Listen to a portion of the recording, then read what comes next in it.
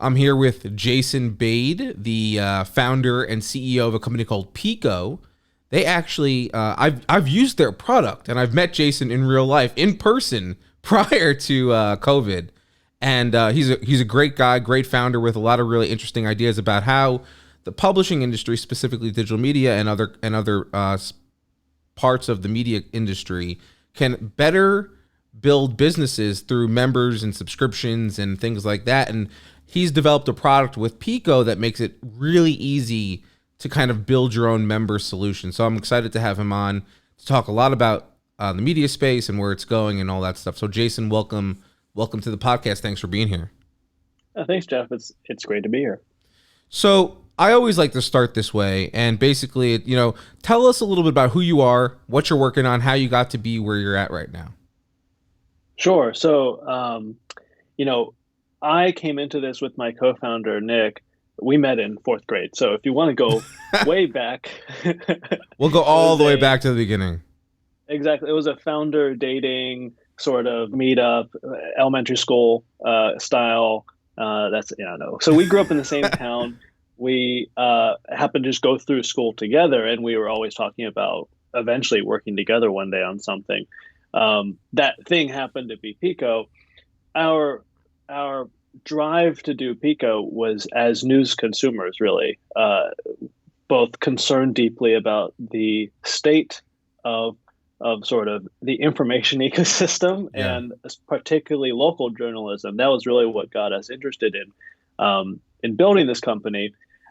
No more relevant than the events of the last week in terms of the information ecosystem and the importance of high quality journalism and business models for high quality journalism.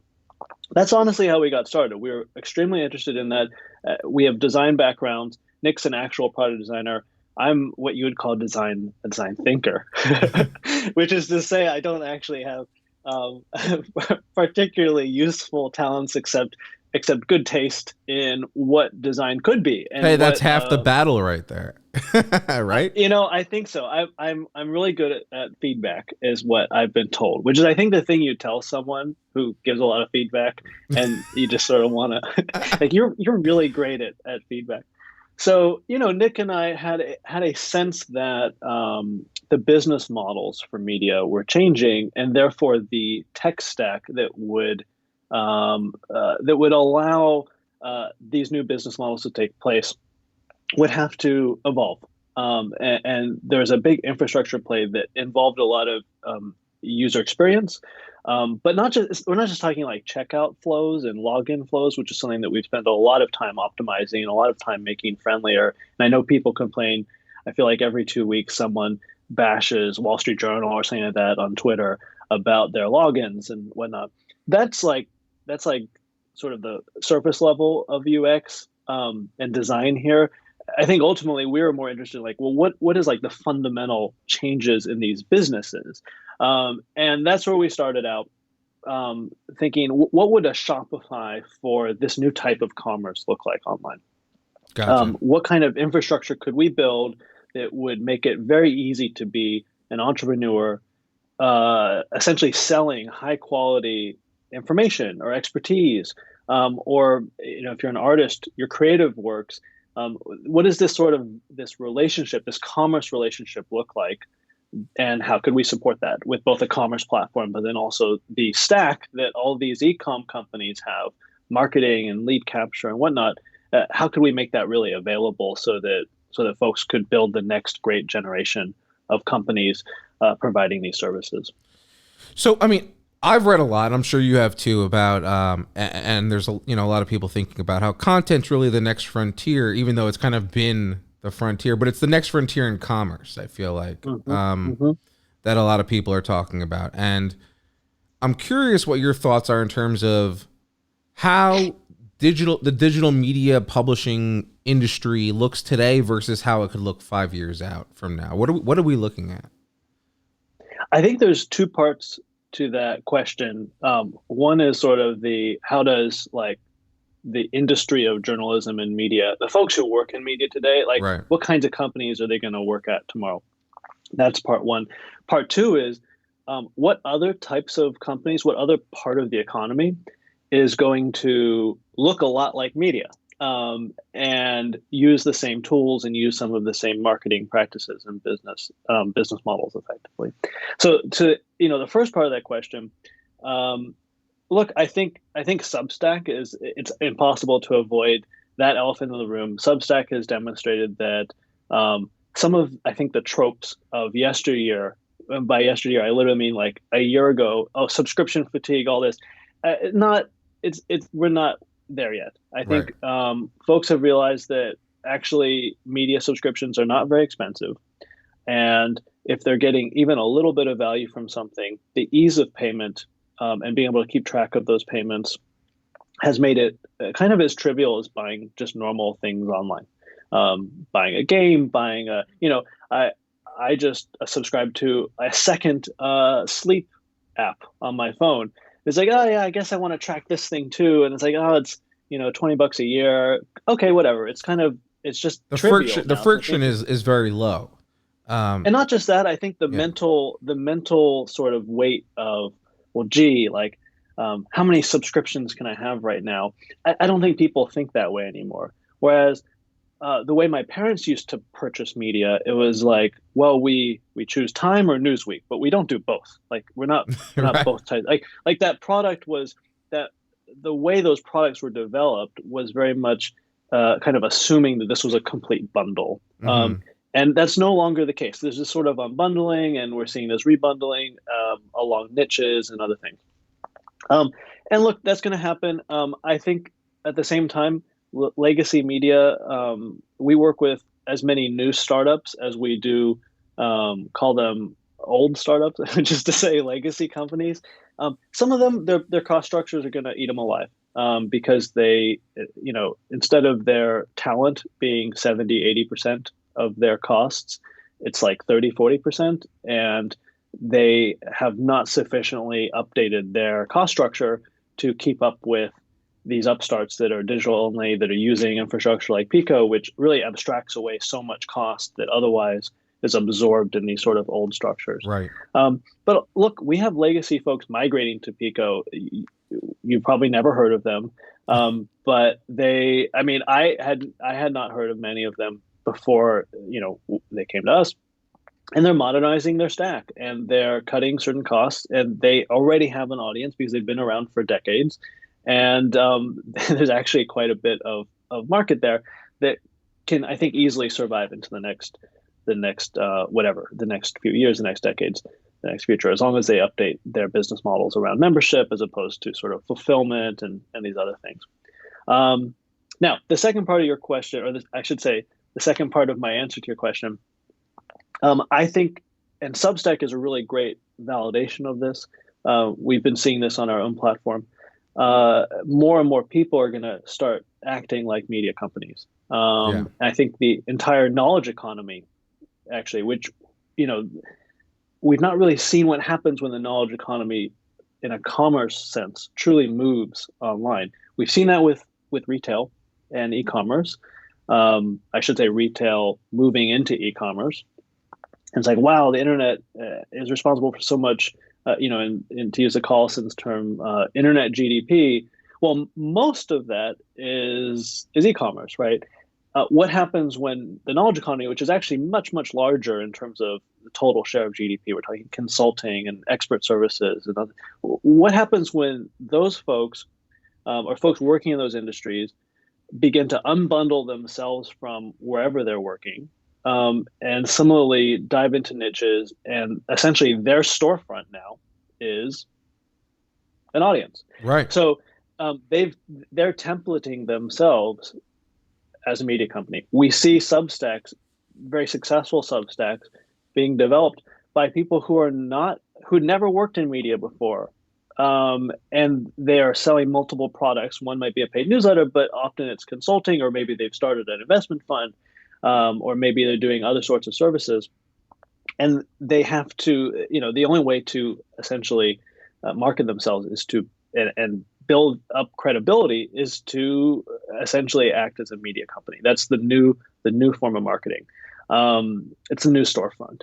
And Yeah. that transformation is very interesting to me. We're starting to see that happen where we have some of the world's experts in very specific niches um, come online, and that's they're monetizing themselves at scale basically, and that's very interesting to me. And we're going to build for that future.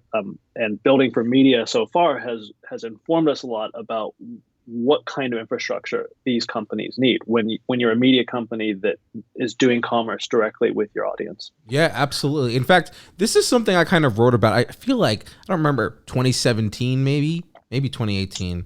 And the whole premise of the future I was thinking at the time was we're going to see a lot more independent um, media companies or people that are knowledge workers that have knowledge to share, turning that into media or content. I'm sorry, and building businesses around that because there's so many things you can do with that, and we do, and it would be smart for existing media companies to really invest in people like that who are building audiences and like it's almost as in this, David Pogue when he was the personal tech columnist at the New York Times way back when, like someone like him working at the New York Times building something like that could be if he was still there doing what he was doing and he turned it into you know a brand kind of under the New York Times, that would be beneficial for them.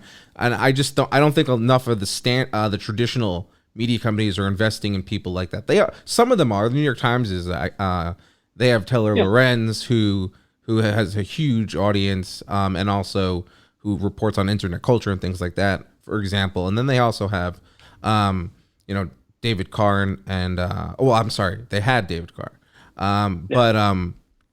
But yeah, there's a lot of people that they've kind of helped grow. Kind of like in baseball, the minor leagues, right? Like a farm system of sorts. Well, I mean, this is something that actually, if you know Jared Dicker over at Washington Post, Mhm. he runs their commercial platform there, and ARC and all of that. He and I have talked a lot about this, which is I think there's this strange, what's the word I want to use? um, I don't want to use. There's a word in mind. It's like, no, that's not the word. But like, obsession is not quite it. But interest or whatever on like the individual creator leaving their publication and going to Substack and making a ton of money. And okay, that's great. And I think that it's interesting to validate that, and that like the ability for someone to go to Substack really quickly and validate the fact that yeah, this is how much I'm worth because I'm a superstar. But then like guess what, it's a team sport. Most things are team sports. And what we've seen, we have Defector on Pico, which is the former Deadspin crew, and like the beauty of that model is they can also unbundle from the corporate True. kind of vertically integrated stack that they're a part of. The talent unbundled from it, started their own thing and said, we don't need all of the infrastructure that this company gave us. Right. We have infrastructure now with Pico and Stripe, and yes, they are buying audience development services from an agency, and they're buying, they're on the Lead platform, which is basically a software offering, a managed service software offering from a WordPress shop, Alley Interactive in New York. And so, like, they're still buying these things. It's not like they're doing it all themselves. And they're still buying, they still have an accountant and they still have a lawyer and they still have like these things that they're doing. But the cool thing about it is it's a team. And I think like that fractal unit is more interesting ultimately because you do have the superstars there that bring a ton of audience in, but they're contributing to the brand equity of Defector, right? And then Defector kind of creates this halo that builds up the personal brand equity of each of the talent there, including new folks who are just starting out. And if they're really good and they can contribute to that Defector brand in a way that the audience appreciates, then everyone's tide's lifted without it just being sort of this solo pursuit of the superstar. So that I think is actually the more interesting trend Yeah, is, absolutely. okay, great. Like the superstar can prove that they deserve maybe more pay or whatever it is, rightfully so. But like this is not terribly different from Hollywood. Like you still need a Supporting supporting cast. cast. Yeah. Or Exactly. and any And team sport, like, LeBron can't do it alone. So, well, I he does mean, a lot of it. he does a lot of it alone. The Warriors might be a better my Yeah. home team might be a better. But I mean, just to not get too caught up though, I do think that there is something special though. Like this is still media, like Hmm. media, and I think and like call it the next evolution of media. But I do think there's something interesting about what happens when companies that are not media companies Right. That's that where aren't I'm even really thinking focused in on too. terms of Yeah. talent are start to think in terms of talent, start to think in terms of audience, um, and start to think in terms of monetizing themselves in the way that a subscription based media company that has an audience funnel that's pulling people in and then eventually converting them. What does it look like when that's the predominant business model or marketing model of consulting, of of lawyering, perhaps of other fields where you have to carve out your niche, carve out your expertise in that niche, and then basically build your funnel as a media company would. That's going to be a very interesting future, and it's one that we are obviously quite bullish on and investing in. So Absolutely. I'm really excited to see that as well. I think that future of turning content into commerce and utilizing content in a way, to sell subscriptions or even products, the world is so big in the sense that, like, the possibilities are almost limitless when you get to that point. Any company could do this, right? I mean, theoretically, right? I not any company, of course, but I do think that the idea of geography is no longer, especially in the age of Zoom, geography is such a non-constraint now that that used to be like the niche that carved out a significant like carved up markets, Hmm. and now we're reorienting around different types of niches, which is more or less expertise. Um, and I think in the case of like media, it's and when I say media, I mean like um, stuff that you're consuming content. Really, the main business model is the consumption of content. Um, Communities are driving that. Niche interests are driving that. It's very B2C. But when I think about like, well, what does the world look like for a small law firm that is specializing in some very specific use case or some very specific type of company or situation? How are they going to build up their credibility?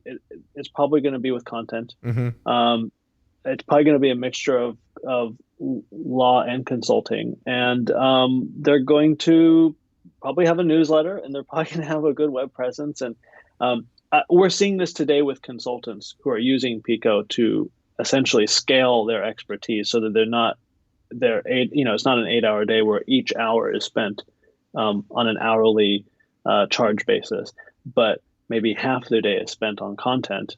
Some Hmm. like half of that content is free, the other half is paid content, and then the rest of their day is maybe the handful of clients they do want to take who will pay them twice as much per hour. That's a very interesting future to me. Definitely. Let's talk about. So we're in a spot now where we're looking at, different types of paywalls, content for commerce, subscriptions, things like that. But what would you like? What are your thoughts on terms of the most important types of data that a person, company should care about and should be collecting? Um, in this new future, what's most important here? It's a hard question to answer. I think that data can be fetishized a bit, um, insofar as it's not ultimately that useful oftentimes. So I mean, you look at how some of my favorite applications of called big data or machine learning are things like click patterns and mouse patterns that Stripe uses to detect fraud. That to me is like really obviously very interesting, very large data set, very large sample size, makes total sense. Um, our business, Picos, is in building infrastructure for um, small and medium sized businesses. And medium, I kind of mean like to mid market sized businesses that are serving an audience, they're selling virtual sort of commerce, non inventoried commerce, like in the style of Shopify. They're not so massive that collecting a ton of data is actually going to be extremely useful on the back end because they're dealing in a niche. So we do help folks collect some data. It's important to be able to segment your audiences based on kind of, well, is this person in the top of the funnel, or no, they've been hanging out for a while, they've been logged in a bunch, or they've been reading more about this than that. So we help folks collect that data, and that's useful, obviously. And it's useful to understand conversion rates so that you understand where to go get your, what ads might be working, et cetera. Ultimately, the thing that I help folks figure out when we talk about launching a business or whatever is figuring out the product, not just the product market fit they have with their audience, but then trying to understand the segments of their audience and each of the respective product market fits that each segment has. So just to give you an example, there's actually a consultant, speaking of consultants, that came out of, I won't say what because it would probably be easy to figure out since it's a niche, there's no one else covering it. Came out of a specific industry. He was an executive there. I think he's a lawyer by training, and was just like writing really amazing analysis of this industry. He realized that he had two audiences that were reading the same stuff, the CEOs, and then there were like the investors. And our conversation was very much along the lines of, well, wait a minute, step back. What are they both like? What are the jobs to be done for each of these segments, right? And now you start to get into like, it's much more qualitative data, but it's, okay, well, the CEOs, they just need to make sure that they're not missing anything and that it's like very fast, like download, but then they don't have to spend any time reading the news that day because they're fully caught up. And so for them, like the daily morning brief is like the most important aspect, and their willingness to pay is probably like maybe as high as $100, $200 a month. Who knows? Then you have these investors. They actually don't really care about day to day. They want the deep dive 10,000 word monthly report. And their willingness to pay is almost infinite. You could charge them maybe a couple $1,000, and they might want bundled with that a quarterly phone call or something kind of interesting like, hey, we're going to pay you so much that we want to jump on the phone to discuss each of your reports for an hour. Currently, this person sells one product to both these audiences, which doesn't actually make much sense, right? And then we were kind of exploring the fact that there's this third audience, this third segment that he's sort of discovered in his audience of like, young professionals who are not the executives. They don't need to be caught up on the very latest every morning.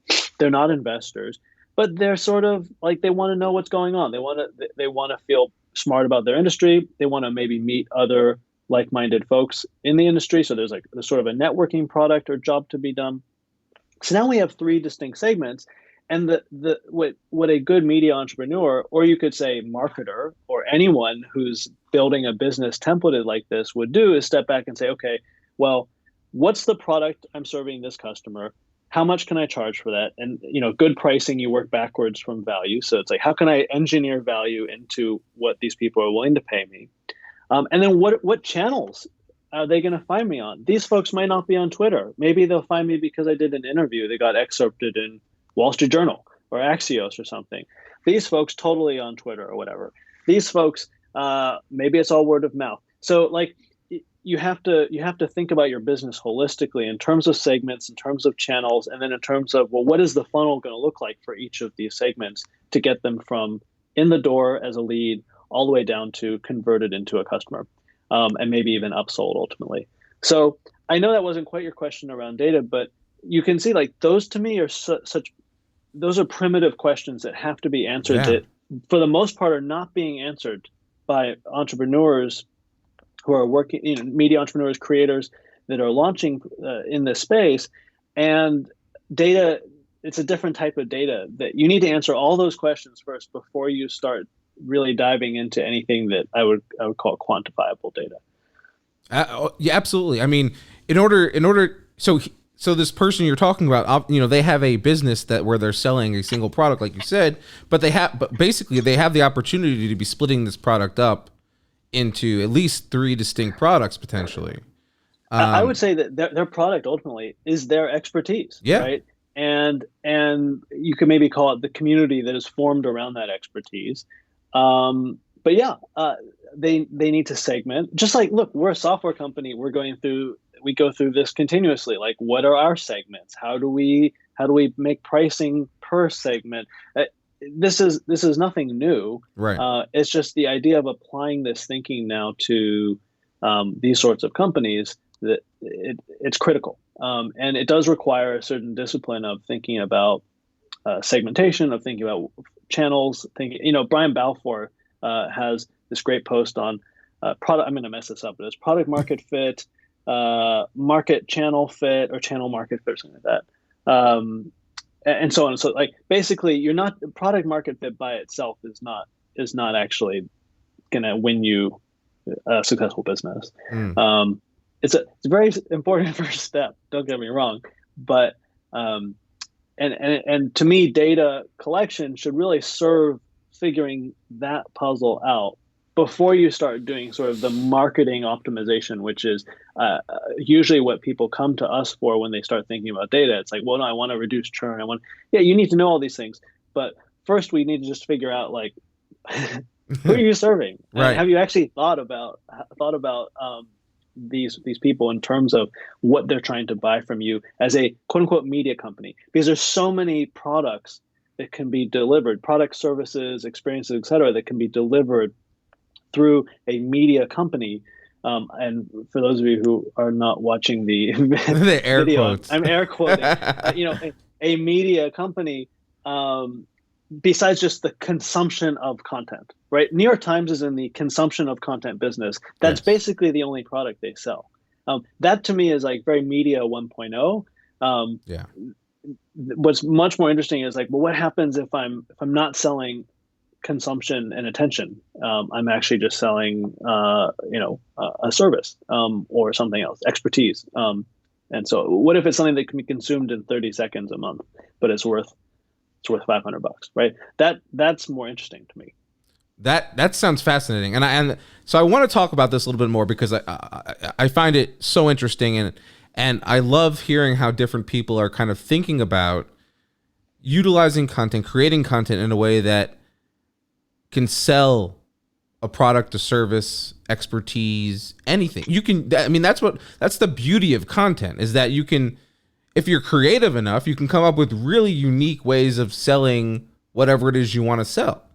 And with the internet, and now with products like Pico and Stripe, and easy ways to set up payment for people to just send you money with like a click, the barrier is very low if you can get it in front of the right audience, which is what we're talking about, right? So it's all about developing the audience and kind of knowing what audience you should be targeting, I guess.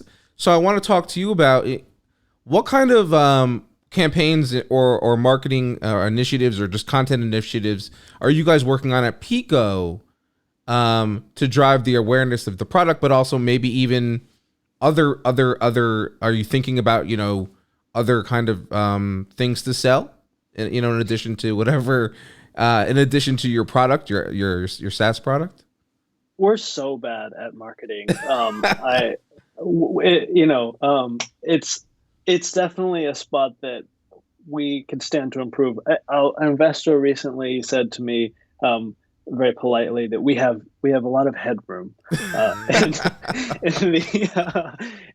like, well, there's room to grow. Like, yes, yeah. Indeed, there's which is a good thing, right? Like, it's always nice to have room to grow. Absolutely, I would so much rather have headroom than no headroom. No room. And so yeah, right. Nick and I, by consequence of our backgrounds, are very product-oriented people, and for the first couple of years of the company, it was very easy for us to go like hide in a product cave, and we got to know our initial customers really, really well, and we built up pretty amazing relationships. I think like 85%, 90% of our first cohort is still with us a couple of years later, and that informed everything about the product and the platform we built. And the result is that we have, if I may say, we have a really robust, mature platform for businesses to go from, what we like to say, when you just start to make money, like real money, like 30, 40, $50,000 a year, all the way through, 10 million a year. Like that's our sweet spot of customer. And uh, there's a lot of like details to serving that customer well, and we've done that well. I like to think, and we continue to build along the lines of, well, what product do these companies really need? And this is the design thinking stuff, that the background Nick and I have on the market, and like that's gotten us as far as we've gotten. It got us to product market fit. It's gotten us really high MPS. It's gotten us our initial sort of cohort of customers. What it's also done is it's brought partners into our ecosystem that want to work with us, and then have gone and created independent sales channels outside of us that has made it. It's really driven most of our growth in the last year. This last year was like with, I think, any online commerce companies. This last year has been very good for us in terms of growth. We've seen almost 5x growth on the platform in terms of payment processing. Congrats, that's awesome. Thank you. Well, I mean, it's just there's a secular trend, of course. Yeah. So much commerce was moved online, and new business creation went up. So you almost have COVID to thank for that, probably. Perhaps, yeah. No, almost certainly. We saw demand up across the board in terms of new customer starts, but then also existing expansion of customers who are already, I should say, new expansion of customers who are already existing on our platform. All this is to say, marketing is something that we're investing a lot in this year to try to do much better at, because our strategy to date has been a lot of word of mouth and a lot of working with really great partners who can sell Pico effectively into their customer base. So folks that work really well. I said at the beginning of the call that local news has been a great segment for us that we care deeply about. Well, I've spent a lot of time getting to know a lot of folks in news, but I do not know half of the businesses and the companies in the space. And so we have partners that know the space well, that really want to work with Pico and make money selling Pico or managing Pico or setting people up on Pico. And they've gone and they've done that, and they're building out those pipelines, and that's really great for us. So that's been our growth strategy to date. Another thing that is maybe more interesting to your audience is the way we've built growth into the product itself. I think the term for this is growth loops. And so we've tried to do this in a way that still keeps Pico as an infrastructure company, like in the background. We have very little interest in sharing sort of the brand real estate with our customers. I think that's inappropriate, and it's one major point of differentiation between us and a lot of other creator economy tools that folks could use. But there are aspects of Pico that are pretty identifiable in terms of the fact that, like, our Magic Link service, which makes it really easy for folks to log in, we have a note in the email, like, what is this? Like, FAQ about Magic Links. How do I set a password?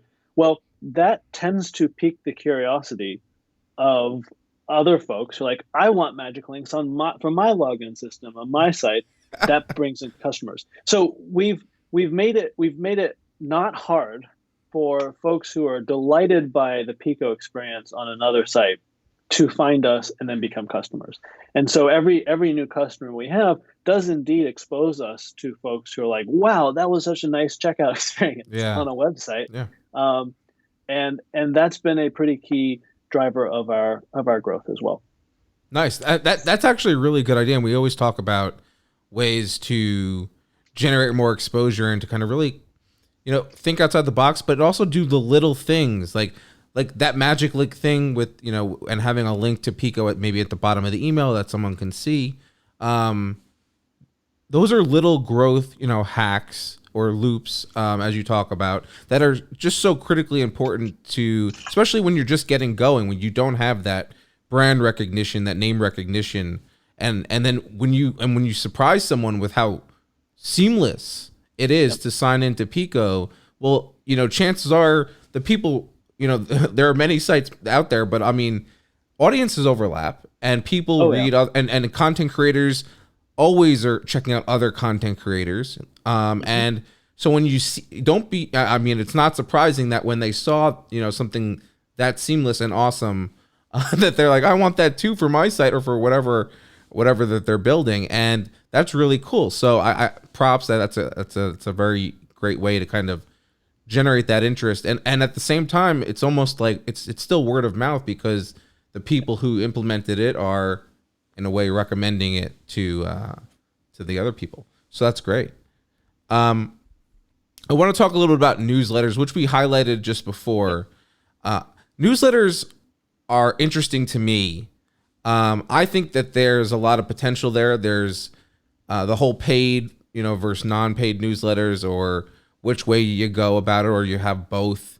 I don't really want to focus too much on that, but what I'm mostly focused on is what you think newsletters should do to continue to differentiate. And also, do you think if newsletters should move outside of the inbox? Like, do you have newsletter fatigue in your inbox? Because sometimes I feel that way.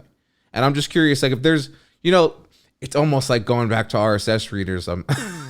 But like just having a separate kind of app or something for just all your newsletters. I'm curious your thoughts. I don't have any deep thoughts on that. I'm a big fan of Pocket. So I would just as soon have my favorite newsletters. So I have a inbox, split inbox, and almost everything gets filtered out of it. But what I've done is, some of the newsletters that I really like, I make sure they get into my news tab, and then I always give that. Do you use Superhuman? So, I do. Yeah. Yeah. Same. And so that's what I have, and it is helpful for sure. It is. It took a little bit of time digging out the newsletters and the emails that were like instantly put into that other tab. Yep. And training it to put. But look, I'm of the mind that quality over quantity, actually. And I know that strangely enough, this is me putting my reader hat on. I'm willing to pay. I pay for a much higher than average number of newsletters and news subscriptions and print magazines. Even I get multiple print magazines every week. And so I just have a lot of news coming in, and I'm just overwhelmed in general because I'm just an overwhelmed person. So I don't have much comments on that. I do think that it's critical, though.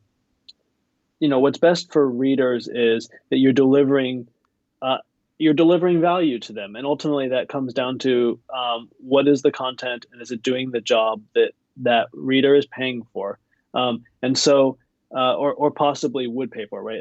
There's a lot of free content. So if I, there's some newsletters that I will never miss daily because I need to read them every day. I think Brian Stelter's Reliable Sources newsletter, for example. His is very good. I read the entire thing top to bottom every night. And I can't not do that. Like it's indispensable. It's baked into your routine. It's baked into your routine. It's a daily. It's like a daily habit. Yes, but like to me, and I don't tell him, but like I would pay him a lot of money for that newsletter. But like to me, it's doing a bunch of jobs that I need to do anyway. But it's providing me that value. Versus like, oh, well, this other newsletter is like interesting reads that would compete with my magazine reading or my book reading even. Versus, and so I think it's unfair. And this is what I was getting at earlier. Newsletter is like saying we have like what's the future of newsletters is sort of like saying, what's the future of web pages? Yeah. Like there's so many, right? Okay, it's just another part of my real estate, of my internet real estate, or the way information is organized in my digital life. And it's like saying, oh, these Instagrams, there's just too many of them these days. Like, well, like it's just like that. No, you're right. You're absolutely right. I mean, I remember I was sending newsletters back in like 2003, 2006. Yeah.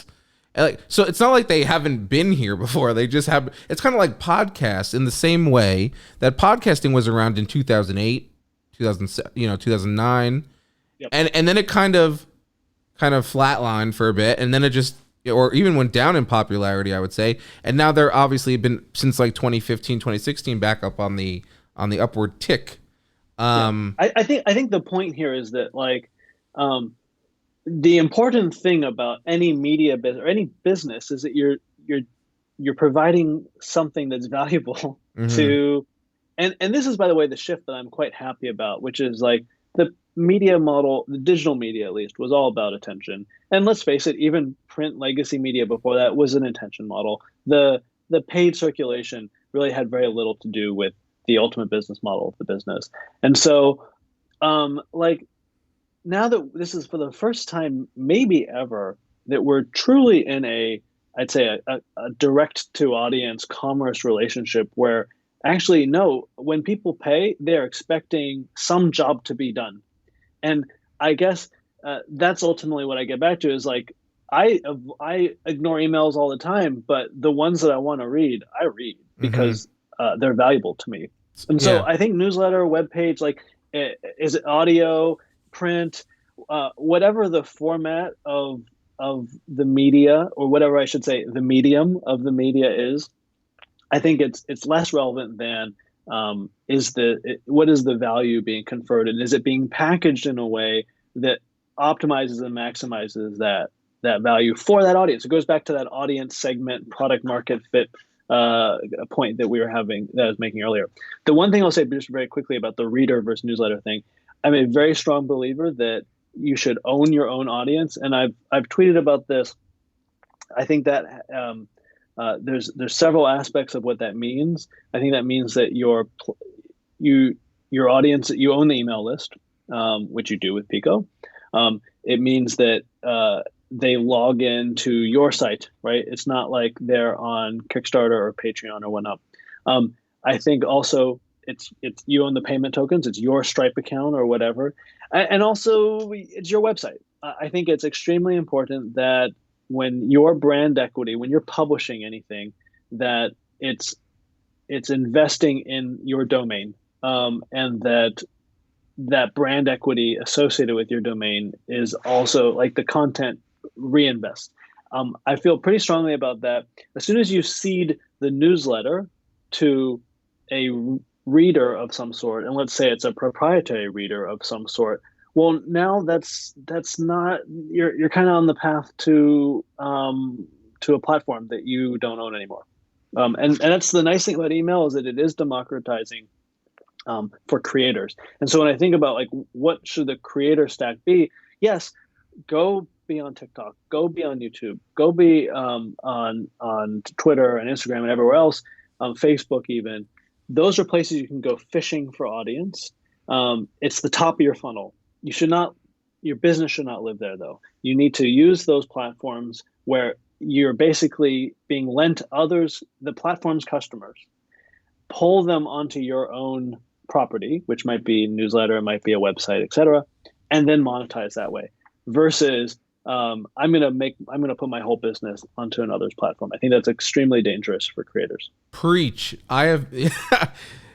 I agree, 100 wholeheartedly, because you know me. I've been saying the same exact thing. I Unless you're Joe Rogan and you can bring your so audience wherever you go, yeah. yeah. Um, But and but get for the most part, Spotify I mean, money if you from want that, to if yeah. you wanted to build a long-standing media business that's going to stay around, or any kind of business, you really need to own your audience. I mean, that's what it's all about. Your audience, your customer base is everything, and it's Well, always I mean, better. this is the premise Yeah. of how we designed, how we even like thought of the architecture of Pico, which is what is it? What happens when the sort of the center of the business shifts from the CMS to the CRM, Mm-hmm. which is to say, like, oh, well, I'm going to be plugging things into my CRM as opposed to plugging things into my CMS, because what is the constant? Like, what is the core of my business? What's the relationships I have with my audience and my customers?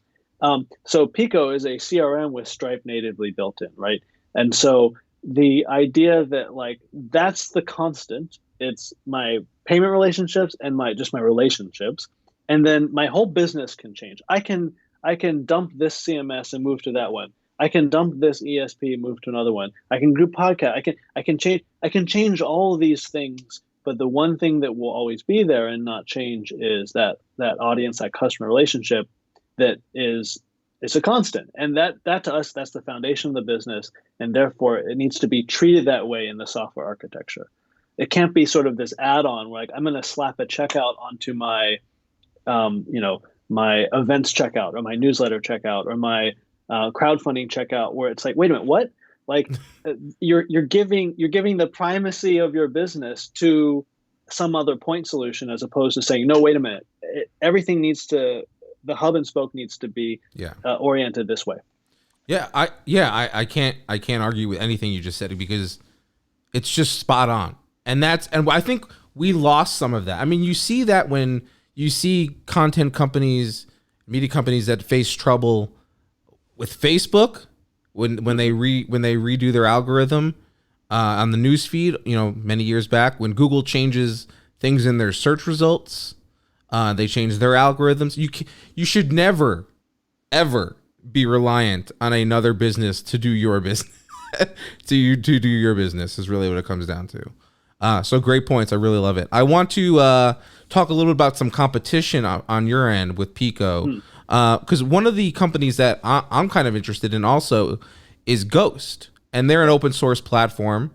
They have a managed hosting solution which you can pay them and they'll host their platform, and then you also get access to what they have, their own built-in member solution, also tied in with Stripe, with your own Stripe API key and things like that. So that's really positive. How are you kind of thinking in terms of, because you're in this space, and this space is going to heat up, I'm sure. I'm sure you probably are aware of other companies that are, stealthily working on whatever they're working on, or even, like Ghost, for example. There's going to be a lot more competition in the space. How are you planning to handle that? Honestly, and I do genuinely mean this, we just don't think a huge amount about competition. I think we've taken an approach that is really basically what I just laid out, in terms of we are extremely focused on folks that have validated that their audience will pay them for something. We don't care what kind of business it is. It could be a consulting business, it could be coaching, it could be yoga. We have a yoga studio, we have music teachers, we have local journalists, whatever it is. But you're past the point of validation, right? You've maybe tested the waters with a Kickstarter or a Patreon or a Substack or a Teachable or whatever, like a platform where it's like very molded and templated. And now you're like, I want to really invest in growth now. I want to invest in the stack that it's going to carry me from, tens of thousands a year, maybe all the way up through millions potentially, or at least it's not going to get in my way.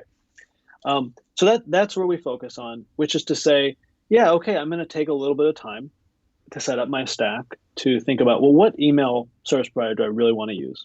Because I don't want to be limited there. I don't want to be limited in the type of marketing workflows or the type of customization of my newsletters and my emails, et cetera. What CMS do I want to use? Because I'm really trying to do this or that or this. What events platform? And that's where we come in, because we just sit in the middle and manage that core part of your business, which is the relationships. That's what we're executing on, and we're doing that really, really well.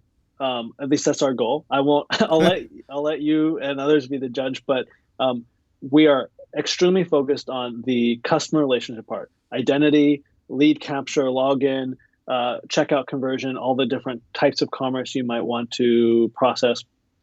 And we're just executing on that, and hoping that, look, we had a bit of a head start in this space. We because we were serving local news, which I feel like everything happens to local news before it happens to any other industry.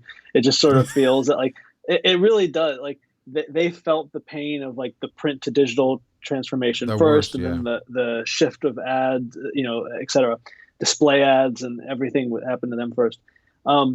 We've been serving real bona fide businesses with payroll, selling content to their audiences for years now. And so we really know what it takes for someone to get from like $10 or $20 or $30,000 a year in revenue from their audience to 100,000 to 200,000 to 500,000 to $1 million and so on. We've seen that, and that's where we are executing.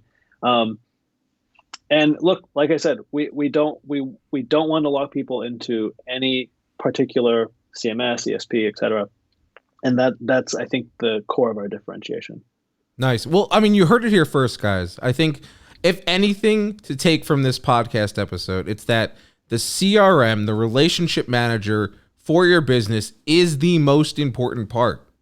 I mean, like, everything should now be built. Like, I agree, because before everything was around the CMS, right? Because that, but now it's all about those relations. I mean, it's like business 101 hit us in the head, and it's like, oh, wait, this is what we should have cared about originally. Yep. But yeah, so Jason, this has been such a fantastic conversation. I'm really enjoyed it. There's so much more I think we could talk about. I'm sure we could go on and on, but you made it through all the way to the lightning round. So whenever you're ready, you let me know and we'll get started. Oh wait, is my internet connection getting unstable? Uh-oh. All right. You can't get out of it that easily. Yeah. Here we go. All right. If you could acquire one skill without any effort, what would it be? One skill without any effort. Oh my goodness. I would like to be able to read more without falling asleep. This is a real problem in my life. I love it. What's your favorite artist or band? Muse comes to mind right away, since that got me through college. So nice. I like Muse. If animals could talk, which would be the most annoying? Oh, I think sloth would be most entertaining and possibly annoying, depending on what you're trying to get them to say. So yeah, I could see that. What's the number one thing on your bucket list? I've always wanted to, use a wingsuit. That's very cool, but also very dangerous. I'm aware.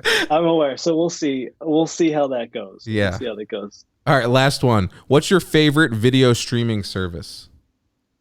Favorite video streaming service? That's very difficult, because I don't want to choose favorites here. I'll just say that I've been very impressed with Vimeo's product. And you mean see, I'm thinking in terms of our customers choosing a stream.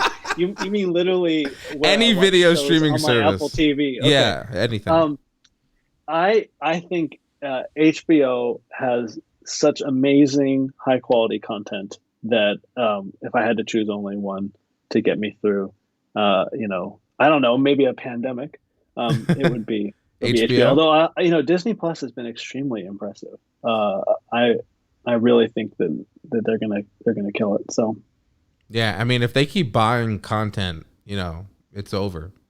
they have the money to do it. So they sure do. Awesome. Well, Jason, it's been really wonderful having you on. If anyone who's listening wants to get in touch with you, what's the best way for them to do that? Through you, right? Like now. Yeah. I mean, I could be your messenger boy and just. No, I'm kidding. I try to make it pretty easy to find me. My email is on my Twitter page. My DMs are open. Jason W. Bade at Jason W. Bade, and then Jason at trypico.com. You'll just have to try to get out of my other inbox. And by the way, you can also find Jason's face on the Pico website. If you scroll down to the bottom, you can actually schedule time to learn all about the product with him. I appreciate the plug. I hate that. That was not my decision to put my not to put your face on there. Definitely not my decision. So anyway, very good. Well, Jason, thank you very much for being on. I look forward to keeping in touch with you. I hope you have a great rest of your day. I hope you do too. All right, take care.